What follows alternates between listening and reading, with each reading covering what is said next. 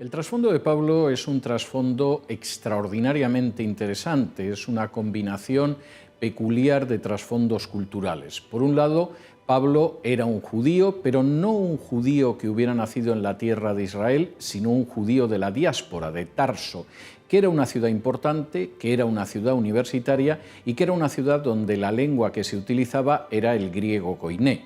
En segundo lugar, Pablo era un judío que había estudiado en Jerusalén a los pies del rabino Gamaliel, que conocía magníficamente las interpretaciones farisaicas y que hubiera podido ser definido como un judío fundamentalista que dominaba no solo la escritura, sino también las formas de interpretación comunes en el siglo I después de Cristo.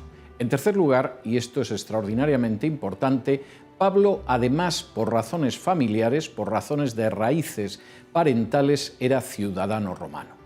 De alguna manera, esos tres grandes mundos se cruzaban de una forma fecunda en la vida de Pablo. Por un lado, lo que era la cultura helénica, que utilizaba el mismo griego que había utilizado el conquistador Alejandro Magno para difundir su pensamiento por todo el mundo civilizado.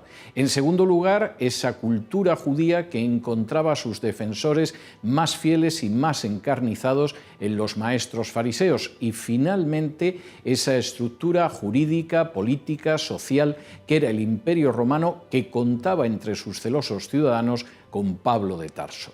La manera en que esto ayudó a Pablo a difundir el Evangelio es verdaderamente sensacional.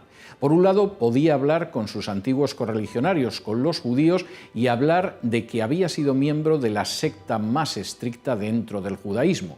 Por otro lado, podía comprender perfectamente esa cultura helenística que bañaba toda la cuenca del Mediterráneo y que se expresaba en griego, la lengua que él utilizó muchísimas veces para predicar y siempre para escribir sus epístolas. Y finalmente contaba con esa ciudadanía romana que le podía llevar hasta los últimos confines del imperio e incluso apelar a la protección del mismísimo César.